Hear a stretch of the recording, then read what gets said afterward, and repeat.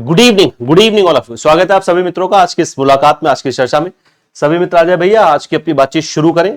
Swaps पर हमारी चर्चा हो रही थी और स्वैप पर हम आज अगली मुलाकात कर रहे हैं। होली के पहले हमारी मुलाकात हुई थी और उम्मीद है आप सब लोगों ने होली मजे से खेली होगी, बढ़िया होली गई होगी आप सभी की।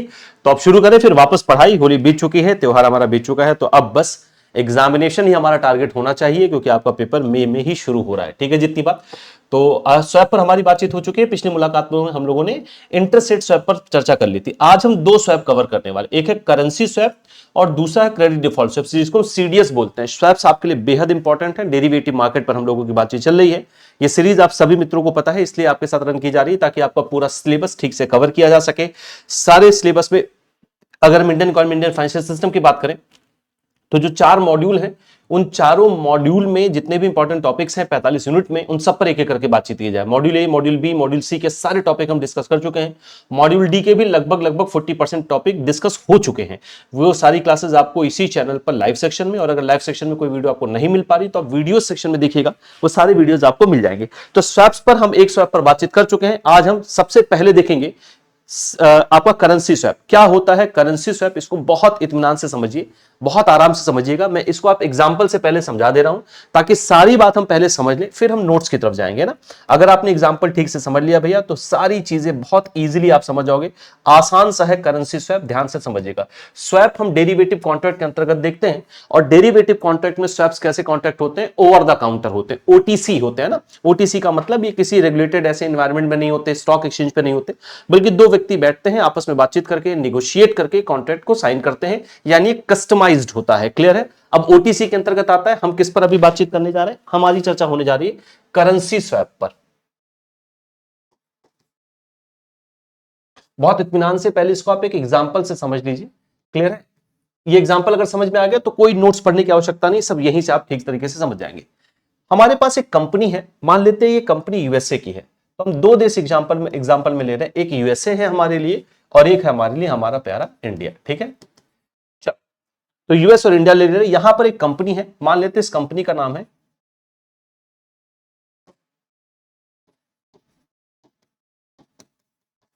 America company. एग्जांपल के लिए रख ले रहे हैं। अब ये अमेरिकन कंपनी इंडिया में इन्वेस्टमेंट करना चाहती है अपनी किसी सब्सिडरी के थ्रू।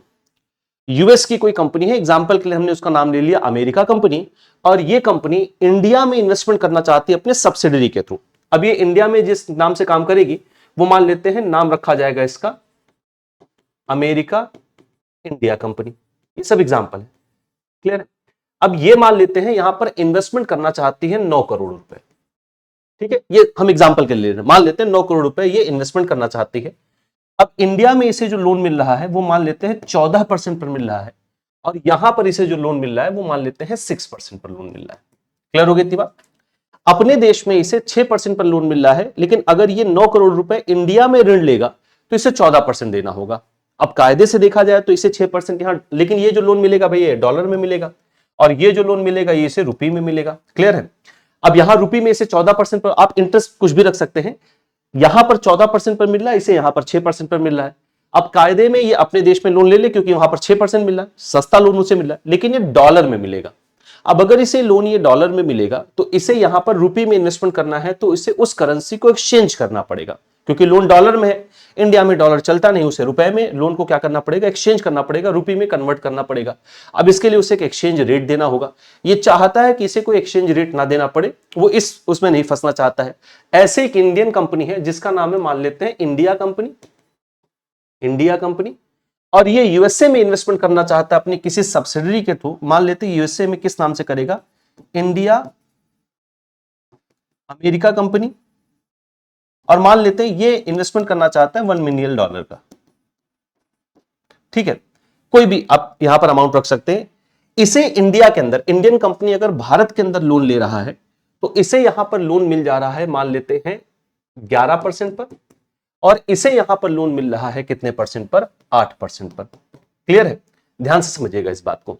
क्लियर है। या इसे यहां पर मान लेते हैं लोन मिल जा रहा है, इसे यहां पर मिल रहा है 10% पर लोन, और इसे यहां पर मिल रहा है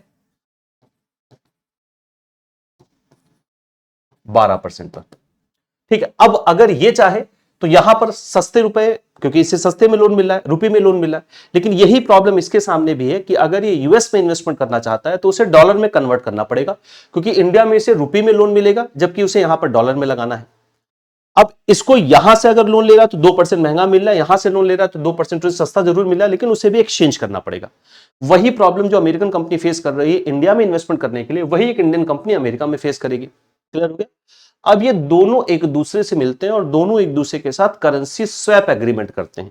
करेंसी स्वैप एग्रीमेंट में क्या होगा, अमेरिकन कंपनी इस इंडियन कंपनी से कहेगी कि अगर मैं लोन ले रहा हूं तो मुझे वो 14% पर लोन दे रहे हैं, एक काम करो तुम ये लोन ले लो मेरे नाम पर, क्योंकि तुम्हें 10% पर ही मिल जाएगा और कोई करेंसी एक्सचेंज नहीं करनी पड़ेगी।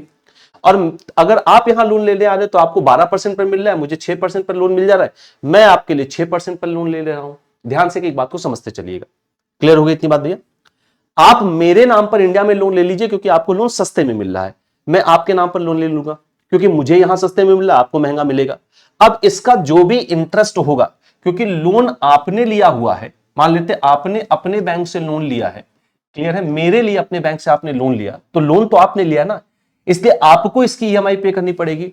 तो जो भी ईएमआई बनेगी आप मत पे करिएगा, मैं आपको पे कर दिया करूंगा। जो भी इंटरेस्ट और जो भी प्रिंसिपल अमाउंट बनेगा मैं आपको पे कर दिया करूंगा, आप अपने बैंक को पे कर दिया करिएगा। बिल्कुल ऐसे ही आप जो लो, आपके बिहाफ पर मैं लोन ले रहा हूं अपने बैंक से, तो मुझे उसको इंटरेस्ट पे करना है, प्रिंसिपल अमाउंट ईएमआई पे करनी है, तो आप मुझे वो इंटरेस्ट और प्रिंसिपल अमाउंट दे दीजिएगा, मैं अपने बैंक को पे कर दूंगा। क्लियर? इस तरीके से हम दोनों एक दूसरे के लिए ऋण ले लेंगे, सस्ते रेट पर हमें ऋण मिल जाएगा, कोई करेंसी एक्सचेंज नहीं करना पड़ेगा, आप मुझे दे दीजिएगा मैं पे कर दूंगा, मैं आपको दे दिया करूंगा आप अपने बैंक को पे कर दिया करिएगा। इस हिसाब से दोनों का ऋण भी क्या हो जाएगा, पे हो जाएगा, और किसी को कोई करेंसी एक्सचेंज नहीं करनी पड़ेगी। अब इन्होंने क्या किया था, अपना जो, ध्यान समझिएगा, अपना जो करेंसी में लोन था वो ट्रांसफर कर दिया इनके नाम पर कि आप, मुझे लेना है लोन, आप रुपए में लोन ले लीजिए, मैं आपके नाम से यहां पर डॉलर में ले लूंगा, क्योंकि अगर मैं यहां पर लोन लेता तो मुझे रुपए में लोन लेना पड़ता, मैं डॉलर में लेके आपको, मैं अपने आपके लिए डॉलर में यहां पर लोन ले रहा हूं, आप मेरे लिए वहां पर रुपए में लोन ले लीजिए। इन दोनों ने क्या किया, अपने अपने करेंसी में लोन को क्या कर दिया, स्वैप कर दिया। जो रेट ऑफ इंटरेस्ट था उसके फ्लक्चुएशन से, उससे बचने के लिए इन दोनों ने क्या किया, करेंसी को स्वैप कर दिया। अब यहां पर ध्यान समझिएगा, अब जो आपका करेंसी स्वैप है उसमें आप आराम से देख पा रहे होंगे कि इन दोनों ही देशों की कंपनीज को फायदा हो गया। क्लियर है? इसे लोन लेना था डॉलर में, इसने कहा कि मैं आपके लिए डॉलर में ले लूंगा, लोन ले लूंगा, क्योंकि अगर आप लोगे तो आपके लिए महंगा पड़ेगा, आप मेरे लिए वहां पर रुपए में लोन ले लीजिए, मैं आपके लिए डॉलर में ले लूंगा। एक दूसरे की करेंसी को उन्होंने क्या कर दिया, एक्सचेंज कर दिया। क्लियर है? मैं आपकी करेंसी में, आप मेरी करेंसी में लोन ले रहा है तो मैं आपके लिए ले रहा हूं, आपको अब मुझे आपकी करेंसी में लोन लेना था तो महंगा पड़ रहा था क्योंकि मुझे यहां 14% पर मिलता, आप मेरे बिहाफ पर ऋण ले लीजिए वहां पर। इस स्वैप को हम कहते हैं करेंसी एक्सचेंज। क्लियर हो गई इतनी बात? अब यहां पर क्या करेगा, ये इसके लिए इंटरेस्ट और प्रिंसिपल अमाउंट दोनों पे करेंगे, ये इनको दे देंगे अपना इंटरेस्ट और अमाउंट, और वहां आगे बैंक को पे कर दिया जाएगा। क्या इतनी बात समझ में आ गई भैया? अब अगर आप देखेंगे तो ये दोनों ही बैंक जो है करेंसी एक्सचेंज, जो करेंसी एक्सचेंज पर जो इनको रेट देना पड़ता उससे ये बच जाते हैं और सस्ते दरों पर इनको लोन भी मिल जाता है। क्या इतनी बात क्लियर है? इसी एक्सचेंज को हम कहते हैं करेंसी स्वैप एक्सचेंज। अब जो मैं दूसरी बात बताने जा रहा हूं उसको आपको ध्यान से समझना है। अब यहां पर मैंने जो एग्जांपल लिया है वो फिक्स रेट ऑफ इंटरेस्ट का लिया है, इनको भी फिक्स रेट ऑफ इंटरेस्ट पर यहां पर लोन मिल रहा था और इन्हें भी फिक्स रेट ऑफ इंटरेस्ट पर यहां पर लोन मिल रहा था। तो जो करेंसी स्वैप एक्सचेंज है वो fix rate to fix rate का भी स्वैप हो सकता है, आप भी फिक्स रेट पर ले लीजिए, मैं भी आपके लिए फिक्स रेट पर ले सकता हूं। ये फिक्स टू वेरिएबल भी हो सकता है यहां पर इसको फिक्स रेट पर मिल रहा हो लेकिन यहां पर वेरिएबल रेट में मिल रहा है, तो इसने कहा कि आप वेरिएबल रेट पर मेरे लिए ले लीजिए, मैं फिक्स रेट पर आपके लिए ले लूंगा, जो भी ट्रांजैक्शन होगा वो हम एक दूसरे का देखकर पे कर देंगे। तो ये फिक्स टू फिक्स भी स्वैप हो सकता है, ये फिक्स टू वेरिएबल भी स्वैप हो सकता है, इस बात का आपको ध्यान रखना है। क्लियर है? और इस पूरे ट्रांजैक्शन को कहते हैं करेंसी एक्सचेंज। कोई दिक्कत यहां पर नहीं। अब यहां पर पढ़ो, आपको आराम से बात समझ में आए। देखिए, currency swaps are financial derivative that involve the exchange of principal and interest payment in one currency for equivalent amount in another currency between two parties। एक करेंसी का आपने एक्सचेंज किया दूसरी करेंसी में लगभग इक्विवेलेंट अमाउंट, जरूरी नहीं equivalent हो, इक्विवेलेंट होगा तो और अच्छी बात होगी, ट्रांजैक्शन आसान हो जाता है। क्लियर है इतनी बात भैया? आगे देखिए क्या कहा जा रहा है, this transaction typically involve the exchange of fixed और फ्लोटिंग इंटरेस्ट रेट। इस ट्रांजैक्शन में फिक्स भी हो सकता है, फ्लोटिंग इंटरेस्ट रेट भी हो सकता है, and are used for various purpose such as hedging currency risk, है ना, या ऑब्टेनिंग लोअर बोरिंग कॉस्ट, एक देश को दूसरे देश में ज्यादा बोरिंग कॉस्ट पड़ रही थी तो उसने कहा कि भाई आप हमारे भी आप पे ले लो, लोअर बोरिंग कॉस्ट पे आपको पैसा मिल जाएगा। और accessing new financial market, currency swaps are used by business, business के लिए बिजनेस यूज करते हैं, जैसे पीछे हम लोगों ने देखा एक दो कंपनीज यूज कर रही है, फाइनेंशियल इंस्टीट्यूशन इसका यूज करते हैं, गवर्नमेंट यूज करते हैं to manage their exposure to fluctuation in currency exchange rate, reduce boring cost and diversify their funding sources. Clear है इतनी बात भैया? यहां पर बहुत आराम से देख पा रहे होंगे, अमेरिकन कंपनी ने कहा कि भैया मैं आपके लिए लोन ले लूंगा, आपको मुझे 6% पर मिल जाएगा, आप लोगे तो आपको 12% पर मिलेगा, मैं आपके लिए डॉलर में ले रहा हूं, आप मुझे पे कर दिया करना, मैं बैंक को पे कर दिया करूंगा। इसने कहा कि अगर मैं लोन लूंगा तो मुझे 10% पर मिल जाएगा, आप लोगे तो 14% पर मिलेगा, तो मैं आपके लिए लोन ले रहा हूं रूपी लोन, आप क्यों करेंसी को एक्सचेंज करने जाओगे? तो ये जो एक्सचेंज रेट है आपको क्यों देना पड़ेगा? क्लियर है, आपको नहीं देना पड़ेगा, आपको ये ऋण सस्ते में मिल जाएगा और हम दोनों एक दूसरे के लिए अपने अपने देश में ऋण ले रहे हैं एक दूसरे के लिए। क्लियर होगी इतनी बात? इस पूरे ट्रांजेक्शन को कहते हैं करेंसी स्वैप एक्सचेंज। यहां तक कोई दिक्कत वाली, या करेंसी एक्सचेंज स्वैप इसको कहा जाता है, ये डेरिवेटिव कॉन्ट्रैक्ट के अंदर है। ये बात एकदम से क्लियर है, यहां तक कोई दिक्कत वाली बात तो नहीं? चलिए अब दूसरा पढ़ते हैं, क्रेडिट डिफॉल्ट स्वैप।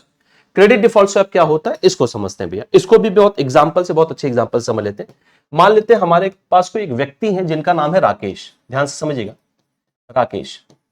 राकेश ने एक कंपनी है जिसका नाम है कंपनी एबीसी। जो क्रेडिट डिफॉल्ट स्वैप है ये इंश्योरेंस की तरह काम करता है, ये बिल्कुल लगभग बीमा ही है।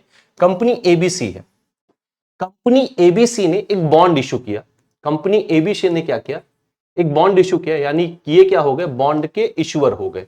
कंपनी एबीसी ने एक बॉन्ड इशू किया, कितने परसेंट इंटरेस्ट पर? मान लेते हैं 8% के कूपन रेट पर। ये क्या है, ये 8% का कूपन रेट है, 8% के कूपन रेट पर जारी किया गया और इसकी जो मैच्योरिटी है वो मान लेते हैं 10 साल की है, 10 ईयर की मैच्योरिटी का एक बॉन्ड जारी किया गया जिस पर रेट ऑफ इंटरेस्ट कितना है, कूपन रेट है 8% का। अब राकेश ने इसको, इस बॉन्ड को परचेज कर लिया, यानी राकेश यहां पर क्या हो गए, इन्वेस्टर हो गए। राकेश यहां पर क्या हो गए भैया, इन्वेस्टर हो गए। अब राकेश ने जब एबीसी कंपनी का ये बॉन्ड परचेज किया था तो एबीसी कंपनी की फाइनेंशियल स्थिति बहुत अच्छी थी, फाइनेंशियल कंडीशन बहुत अच्छी थी, साउंड फाइनेंशियल कंडीशन में काम कर रहा था। लेकिन आगे चल के कुछ समस्याएं आई एबीसी के सामने। एबीसी में आगे चल के फ्रॉड ओपन हुआ कि इसके तो बोर्ड ऑफ डायरेक्टर्स फ्रॉड कर रहे थे, फाइनेंशियल फ्रॉड आया जिससे शेयर्स की कीमतें गिरने लगी, कंपटीशन इनका मार्केट में ज्यादा बढ़ गया क्योंकि सेम प्रोडक्ट जो बेच रहे थे, मान लेते 2-3 कंपनी और मार्केट में आ गई। अब इन सबसे इनकी फाइनेंशियल जो हेल्थ है उस पर जो है फर्क पड़ा और इसकी फाइनेंशियल हेल्थ धीरे धीरे धीरे धीरे धीरे धीरे नीचे जाने लगी। क्लियर है? अब ये जो राकेश है इनको ऐसा लग रहा है कि यार अगले 10 साल तक ये कंपनी हमें 8% का कूपन रेट दे पाएगी, ऐसा बड़ा मुश्किल लग रहा है। और जब हम इसको रिडीम करने जाएंगे तो मुझे नहीं लगता कि 10 साल बाद ये कंपनी इस कंडीशन में रहेगी कि मेरा बॉन्ड ये रिडीम कर पाएगी, मुझे ऐसा नहीं लग रहा है। कंपनी की फाइनेंशियल कंडीशन अब अच्छी नहीं है और दिन प्रतिदिन ये खराब होती चली जा रही है, जैसे आप लोगों ने देखा होगा कई सारी कंपनीज के साथ ऐसा होता है। अब ये एक व्यक्ति से मिलते हैं, एक एंटिटी से मिलते हैं जिसका नाम है सीडीएस, क्रेडिट डिफॉल्ट स्वैप, इसको हम सीडीएस सेलर बोलते हैं। क्लियर है? अब ये सीडीएस सेलर कौन होता है? ये फाइनेंशियल इंस्टीट्यूशंस हो सकते हैं, बैंक्स वगैरह भी हो सकते हैं। क्लियर है? ये सीडीएस सेलर होता है, बैंक्स वैसे अमूमन इसमें इन्वॉल्व नहीं होता, फाइनेंशियल इंस्टीट्यूशंस इसमें इन्वॉल्व होते हैं। ये सीडीएस सेलर के पास गया, इसने अपनी सारी समस्याएं बताई। सीडीएस सेलर ने कहा कोई दिक्कत वाली बात नहीं है, आप मुझे एक प्रीमियम देते रहना रेगुलरली, पीरियोडिक बेस पर आप मुझे प्रीमियम दे दीजिए, जैसे आप इंश्योरेंस के लिए प्रीमियम देते हैं। मैं आपको ये प्रॉमिस करता हूं कि अगर ये डिफॉल्ट करता है, अगर ये डिफॉल्ट करता है तो आपका जो बॉन्ड की प्राइस थी वो मैं आपको दे दूंगा, जो इन्वेस्टमेंट था मैं आपको दे दूंगा, अगर ये डिफॉल्ट करते हैं तो। और अगर ये डिफॉल्ट नहीं करते हैं तो फिर मेरा लाभ है, मैं प्रीमियम आपसे ले रहा हूं, जैसे कि आप बीमा करवाते हैं, जैसे आप इंश्योरेंस करवाते हैं तो आप रिस्क के, भविष्य में रिस्क अगर आए तो उसको मिटिगेट करने के लिए, उसके प्रभाव को कम करने के लिए आप प्रीमियम बीमा कंपनी को देते हैं। अगर वो रिस्क आता है तो बीमा कंपनी आपको कॉम्पनसेशन प्रोवाइड करती है।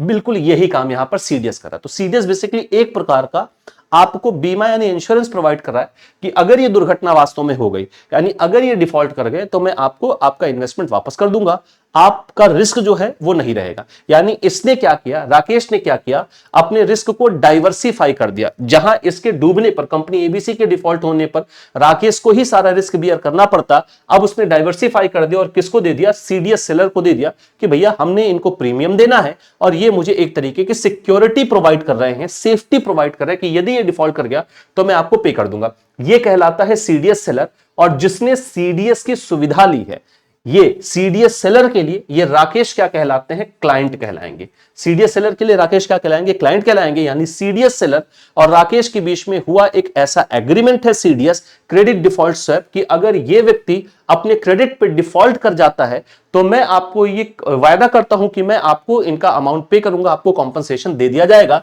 अगर ये डिफॉल्ट करते हैं। तो इन्होंने अपने रिस्क को, यानी राकेश जो कि क्लाइंट है, क्लाइंट ने अपने रिस्क को डाइवर्सिफाई कर दिया और किसके ऊपर डाल दिया, इसके ऊपर, सीडीएस सेलर के ऊपर, जिसके बदले राकेश यानी क्लाइंट सीडीएस सेलर को एक निश्चित प्रीमियम देंगे। तो ये बिल्कुल और बिल्कुल इंश्योरेंस ही है, इंश्योरेंस जैसा ही काम कर रहा है। क्लियर हो गई इतनी बात। इन्होंने क्या किया, अपने आप को रिस्क से बचा लिया यदि भविष्य में ऐसा रिस्क आता है तो। और अगर ये डिफॉल्ट नहीं करते हैं तो कोई बात नहीं, अगर डिफॉल्ट नहीं करते तो आपका पैसा आपको वहां से मिल जाया करेगा, वहां कोई दिक्कत नहीं आएगी। क्या इतनी बात क्लियर है। इस स्वैप को हम कहते हैं credit default swap. Reserve bank of India ने भी हाल फिलहाल में अनाउंस किया है कि जो रिटेल इन्वेस्टर्स हैं, जो छोटे इन्वेस्टर्स हैं, वो भी सीडीएस की सर्विसेज ले सकते हैं, यानी सीडीएस की सुविधाएं ले सकते हैं। वो भी क्या कर सकते हैं, सीडीएस सेलर से अपने रिस्क को मिटिगेट करने के लिए प्रीमियम के बदले कंपनसेशन का वायदा ले सकते हैं। यदि आपके जो प्राइमरी पार्टी है जिसने ये बॉन्ड या जिसने डेट सिक्योरिटी जारी की थी, अगर वो डिफॉल्ट हो जाता है तो। क्लियर है इतनी बात, यहां तक कोई दिक्कत नहीं होनी चाहिए। अब इसको पढ़िए भैया, देखिए क्या कहा जा रहा है। A credit default swap is a type of credit derivative that provides the buyer with the protection. यहां पर ये कौन है भैया, ये सीडीएस बायर है, जो कि सीडीएस के लिए ये क्या कहलाएंगे, क्लाइंट, या इन्हें आप कहेंगे सीडीएस बायर। ये क्या है, सीडीएस बायर है, और ये क्या कहलाएगा, सीडीएस सेलर कहलाएगा। देखिए क्या कहा जा रहा है, the buyer of a CDS makes periodic payment to the seller. Buyer जो है सीडीएस का, वो पीरियोडिक पेमेंट करेगा किसको, सेलर को, until the credit maturity date, जब तक कि क्रेडिट मैच्योरिटी डेट नहीं आ जाती है। ठीक है। In the agreement the seller commit that, जो सीडीएस सेलर है वो ये कमिटमेंट देता है, if the debt issuer default, अगर डेट इश्यूअर या बॉन्ड इश्यूअर या डेट सिक्योरिटी इश्यूअर, कोई भी जो भी आपसे जिसको आपने डेट दिया हुआ है, यदि वो डिफॉल्ट कर जाता है, the seller will pay the buyer all premium and interest that would have been paid up to the date of maturity. तो सारा प्रीमियम, सारा अमाउंट आपको पे करेगा जो आपके मैच्योरिटी डेट पर आपको मिलने वाला था, यदि वो डिफॉल्ट करता है तो। Through a credit swap, a buyer can take risk control measures by shifting the risk to an insurance company in exchange for the periodic payment. अब सीडीएस में क्या हो रहा है भैया, जो बायर है, यानी जो आपका सीडीएस बायर है, वो अपने रिस्क को कंट्रोल करने के लिए एक उपाय अपना रहा है और अपना रिस्क शिफ्ट कर दे रहा है किसके पास, एक इंश्योरेंस कंपनी, यानी जो सीडीएस सेलर है उसकी तरफ ये रिस्क को क्या कर दे रहा है, शिफ्ट कर दे रहा है एक पेमेंट के बदले। और पेमेंट क्या कहलाता है, यहां पर प्रीमियम कहलाता है। Just like an insurance policy, a CDS allow purchaser to buy protection against an unlikely event that may affect the investment. बिल्कुल इंश्योरेंस की तरह ही जो सीडीएस सेलर है वो आपको अलाउ कर रहा है कि आप मुझे पेमेंट देके प्रोटेक्शन परचेज कर सकते हैं। अगर इन्वेस्टमेंट का जो इवेंट है जिसकी बात हम कर रहे हैं, अगर वो घटना घटती है तो आपको रिस्क पर क्या किया जाएगा, आपको उस रिस्क में एक सेफ्टी प्रोवाइड की जाएगी, आपको जो मैच्योरिटी अमाउंट है वो आपको वापस कर दिया जाएगा। क्लियर होगी इतनी बात। ये स्वैप क्या कहलाता है, क्रेडिट डिफॉल्ट स्वैप कहलाता है। अब यहां पर देखिए इन दोनों ने एग्रीमेंट क्या किया, इसने कहा कि मैं तुम्हें प्रीमियम दूंगा, तुम मुझे प्रोटेक्शन देना। एक दूसरे के साथ इन्होंने क्या किया, एक्सचेंज किया। इसने प्रीमियम इसे पे किया और ये उस प्रीमियम के अगेंस्ट यदि ये डिफॉल्ट होगा तो उतने अमाउंट का क्या कर रहा है, इनको सेफ्टी या सिक्योरिटी प्रोवाइड कर रहा है कि मैं आपको कॉम्पनसेशन प्रोवाइड करूंगा। ये क्या कहलाता है, आपका सीडीएस यानी क्रेडिट डिफॉल्ट स्वैप कहलाता है। तो दो स्वैप पर आज हम लोगों ने चर्चा की है भैया। एक आपका करेंसी स्वैप है, करेंसी स्वैप को इस एग्जांपल से ठीक से समझिएगा। ये मैंने कोशिश की है जितना आसान हो सके उतनी आसान भाषा में आपको करेंसी स्वैप बताया जाए। क्लियर है। एक बात मैं फिर से बता दूं, ये currency swap fix to fix interest rate पर भी हो सकता है, fix to variable rate of interest पर भी हो सकता है, दो अलग अलग करेंसीज में होता है। ये क्लियर है। इसके बाद हम लोगों ने सीडीएस को पढ़ा है, क्रेडिट डिफॉल्ट स्वैप। यहां से सारी बात उम्मीद है क्लियर हो गई होगी। तो आज के लिए इतनी ही चर्चा रखते हैं। नेक्स्ट आपसे जो मुलाकात होगी उसमें हम और भी मामलों पर चर्चा करने वाले, क्योंकि अभी मॉड्यूल डी में टॉपिक्स बचे हुए हैं। तो आज के लिए इतनी चर्चा रखते हैं। इसके अलावा मित्रों, आपका रजिस्ट्रेशन आप लोगों को पता है कंप्लीट हो चुका है। आपका पेपर अब बहुत करीब आ चुका है, बहुत ज्यादा समय आपके पास नहीं, 4 सब्जेक्ट आपको तैयार करने। और अभी भैया मैं अभी से आपको बता दूं, एएफएम पर थोड़ा थोड़ा काम अभी से करते रहिएगा, क्योंकि एएफएम पिछले 2-3 बार से लगातार बहुत ज्यादा परेशान कर रहे हैं। इंडियन इकोनॉमी ने भी परेशान किया पिछले वाले एग्जामिनेशन में। तो ठीक से समय देकर अपनी तैयारी शुरू करिए। आप महापैक में आ सकते हैं। महापैक आपके लिए वन स्टॉप सोल्यूशन है। महापैक में आपको additional mock test, e book का एक्सेस, सारी चीजें आपको मिलती हैं। सारे रनिंग बैचेस, सारे अपकमिंग बैचेस, इन सब का आपको एक्सेस मिलता है। इसके अलावा फाउंडेशन बैच चल ही रहा है और आपके लिए एमसीक्यू बैच भी लॉन्च कर दिया गया। इसमें क्लासेस 24 फरवरी से शुरू हो गई हैं। एमसीक्यू बैच आपके पूरे सिलेबस को, चारों ही सब्जेक्ट के पूरे सिलेबस को एमसीक्यू के थ्रू कवर कर रहा है। इसमें एमसीक्यूज, केस स्टडी, न्यूमेरिकल्स, जितनी भी चीजें आपके एग्जाम में आती हैं सबको शामिल किया गया और सबके माध्यम से आपका सिलेबस कवर किया जा रहा है। कुछ भी आप और मुझसे जानना चाहते हैं, पूछना चाहते हैं, तो इस क्यूआर कोड को स्कैन करके एक डेडिकेटेड टेलीग्राम ग्रुप है, आप उस ग्रुप से जुड़ जाइए। आप इस QR कोड को स्कैन करके भी जुड़ सकते हैं, या टेलीग्राम पर आप सिंपली सर्च करें आशीष सर JIB CIB एग्जाम्स, आप इस माध्यम से भी इस ग्रुप से जुड़ सकते हैं। कोई भी सवाल आप पूछ सकते हैं इस एग्जाम को लेकर, अपनी तैयारी को लेकर, Indian economy, Indian financial system में अगर आपको कहीं कोई समस्या आ रही है तो उसको लेकर जो भी सवाल आप पूछना चाहें, यहाँ पर मैं आपके सवालों के जवाब के लिए उपलब्ध रहता हूँ। सवाल आप पूछ सकते हैं, ये सारी सुविधाएं भी आपको यहाँ से मिलती रहती है। तो आज के लिए इतनी ही चर्चा रखते हैं, नेक्स्ट मुलाकात में अगले कुछ और मुद्दों पर हमारी बातचीत होगी। क्लियर है इतनी बात? तो चलिए फिर आज के लिए इतना रखते हैं। बहुत बहुत धन्यवाद, थैंक्स अ लॉट।